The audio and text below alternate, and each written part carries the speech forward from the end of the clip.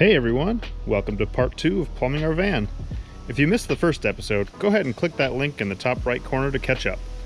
This episode picks up right where we left off last week, and I'm sure the suspense has been killing you. Go ahead and take this opportunity to subscribe to the channel if you haven't already, then go ahead and enjoy the show. Cue the intro.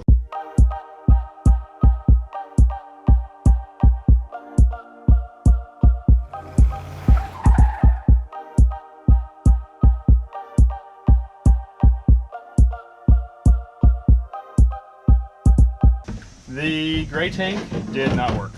The hose, I believe, is just too long and too kinked, so there's not enough gravity pulling it down. So I am going to see if I can just figure out using half the hose.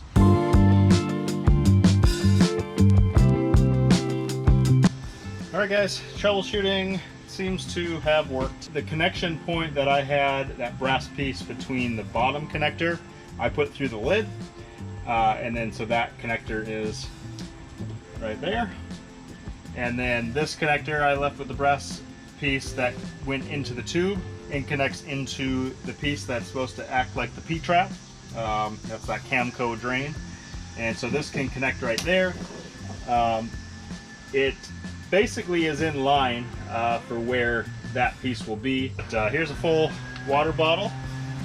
Make sure the drain is not stopped. And it runs smoothly.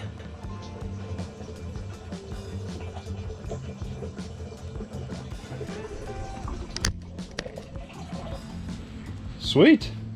So now to be able to empty it, I can just pop that tube that blocks any of the water that's left over in that hose, and we can just carry this right away.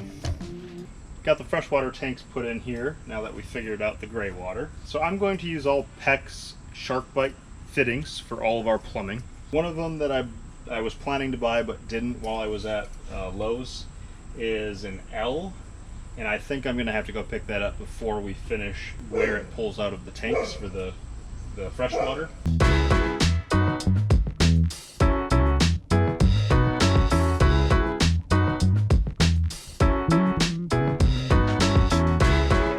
Sink has a super simple, just a nut that you screw on, and this basically just goes up into it.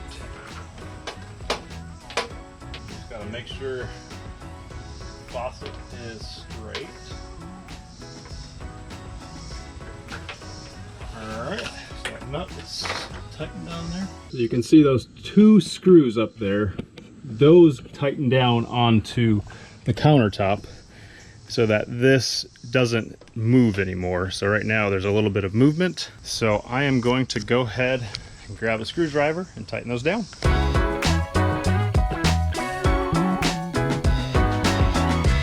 the first fitting that I'm going to use is this, basically an L. It has it where you can screw it into the wall, I guess. But I want it so that I can have two facing each other like that, with two tubes that go into a T, and then that's where the water pump will go into. Because these are plastic and this is going into brass, I'm going to use some of this pipe thread sealant. This was actually recommended by Tio Ed Ventura. They used all EvoPEX fittings for their van build that they're currently building. So if you haven't checked out their videos, I'll leave a link down below. Talking to Chase, you basically just make sure you have a nice thick amount all through the male fitting. Make sure it goes all the way up and around, and then that just screws right in. And with these plastic connectors, you just want to make sure they're hand tight but not overly tight. And this sealant is supposed to be able to be used on potable water. It says right on there. We shouldn't have to worry about any issues, you know, getting into the water system or something like that.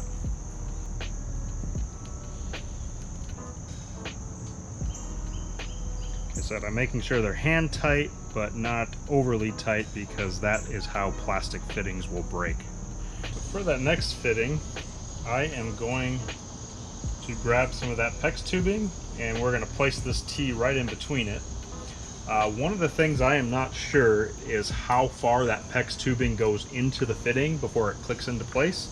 For these connections, you need a nice straight cut. I ended up buying these PEX SharkBite tube cutting, which should get a nice straight cut on the tubing. If not, well, that'll stink. I guess I might actually just push this in through and see how far it seems to go in. So yeah, it's just shy of an inch. It's what you need for the connection.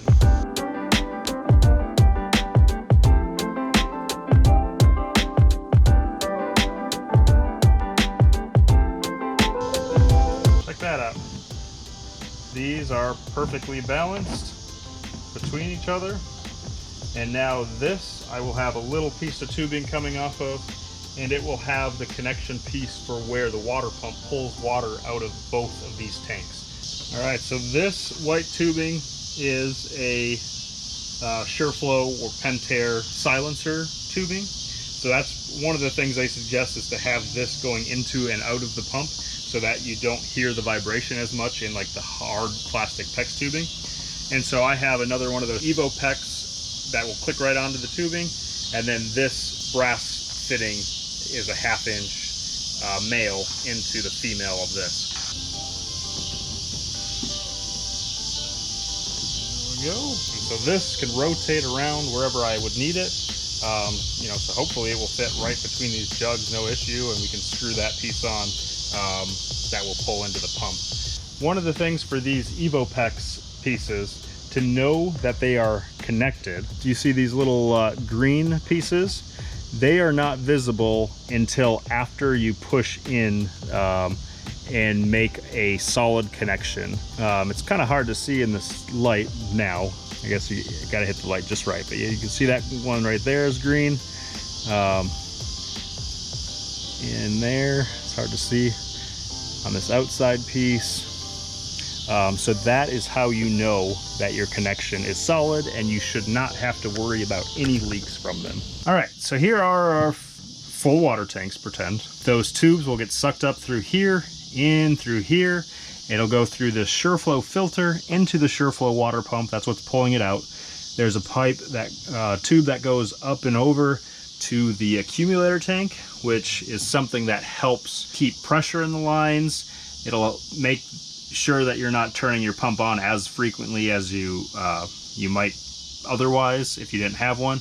They're not needed, but they're definitely worthwhile. So the plan is going to be, there's this connector here, which is going to come out to another T. One of the T's is going to go through this wall all the way to the back of the van for this faucet, but otherwise that T is going to go to another T for our hot and cold water lines at the faucet. Because this has a single, you know, on-off hot cold, if you didn't have water going into the hot line, it would just not do anything when it's at hot. So I am going to have a cold water line go into the hot and a cold water line go into the cold, and then no matter where this is, it'll always have the same amount of water coming through. I'm gonna call it a night because it is getting dark and you won't be able to see anything that I'm doing. So let's pick this up in the morning. See you then. Good noon, guys. All morning I have been working on house problems that we're experiencing. If you want to know more, leave a comment below. I can fill you in. Otherwise, just stuff that comes with homeownership. So last night I left you as I was putting this in the dark.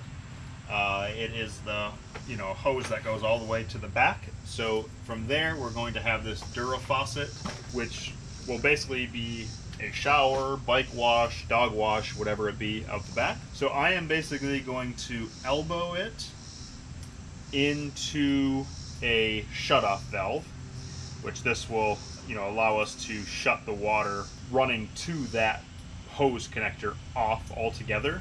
That will connect to our accumulator tank, so that's where the water gets pulled through. I'm going to do some measurements to figure out what to cut some of that PEX tubing to, and we'll go from there. So I started making some of the turns, trying to figure out the best way.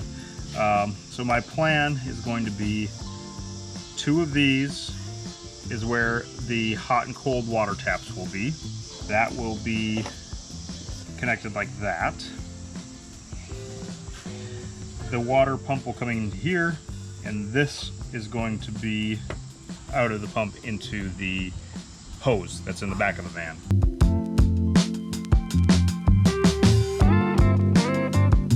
Look at that! So I have these little clips, so I'm going to clip and screw these clips to the wall for the hot and cold pieces here, just so that's cutting down on vibration and movement and all that.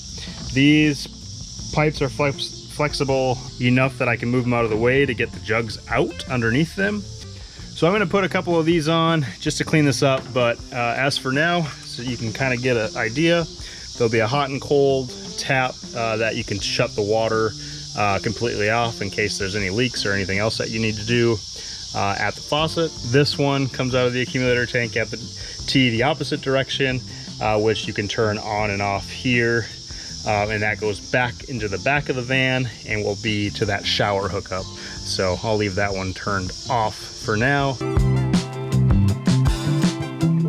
Alright, then left enough space so that when this is turned and shut, it will fit in there.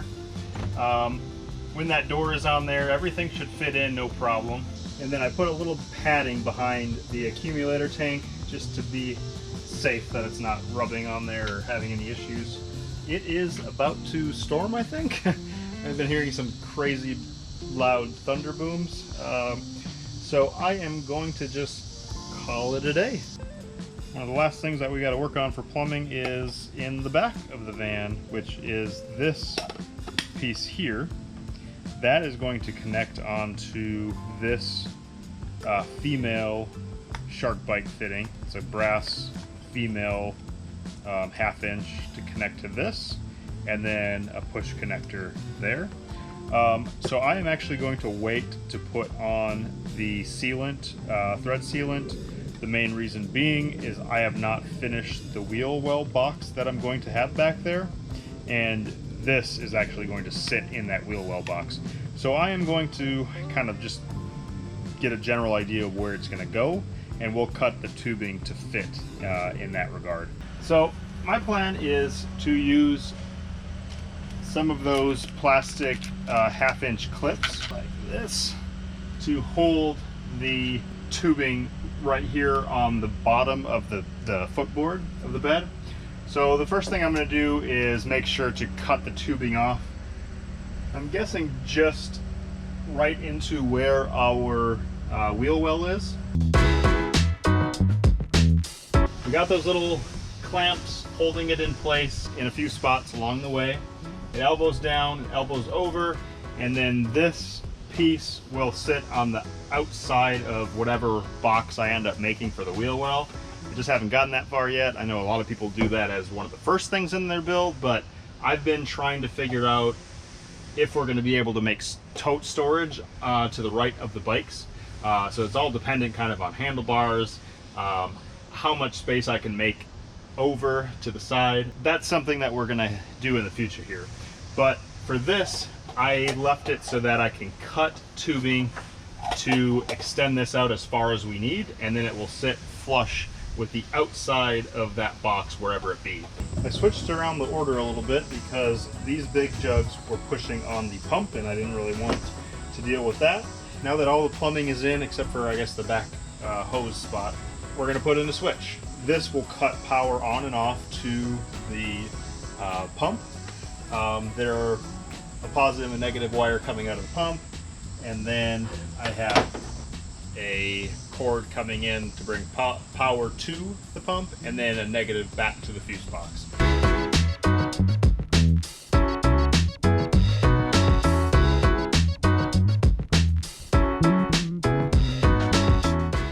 Alright guys, I have water in both tanks. Got my 10 amp fuse, which the Shurflo pump suggests using a 10 amp fuse. I turned off all of the water lines so that none of the water runs past them. And we'll check to see if there are any leaks in any of the connections. I will go ahead and turn the faucet on. This will be where it comes out when we turn on the tap. They say to bleed the lines first before you connect to the faucet. So I will go ahead and do that just to be safe. But yeah, let's fire it up.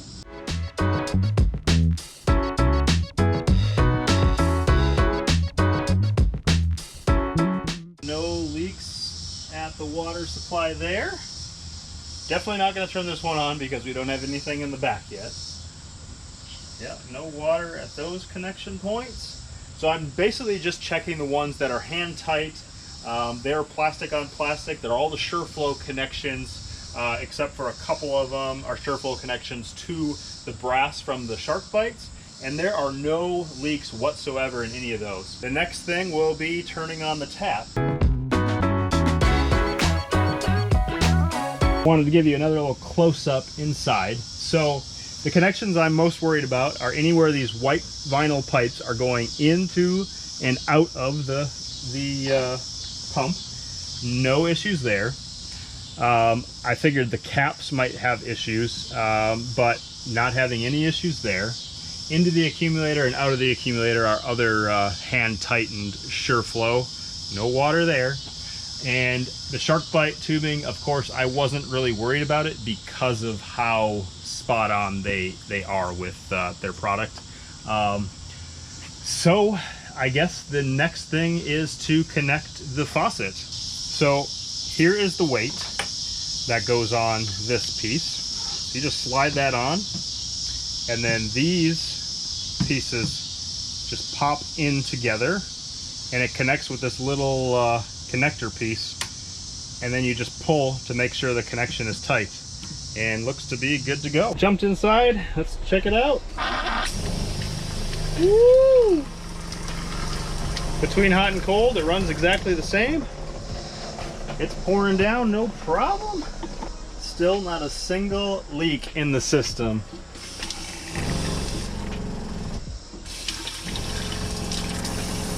Oh my gosh, I am friggin' thrilled.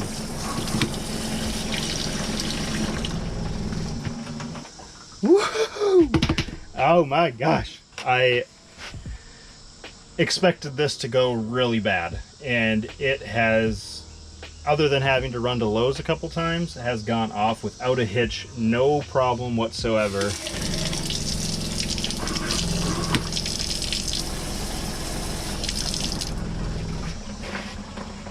And the pump is not very loud. Oh my, yes. So as for the hose out the back, I will probably do that installation in another video. So if you like this video, go ahead and give it a thumbs up. If you're as excited as me, double thumbs up. Subscribe to the channel if you haven't already. Hit that bell to be notified when we post new content. And we'll see you guys on the next one. I can't believe how excited I am. Bye.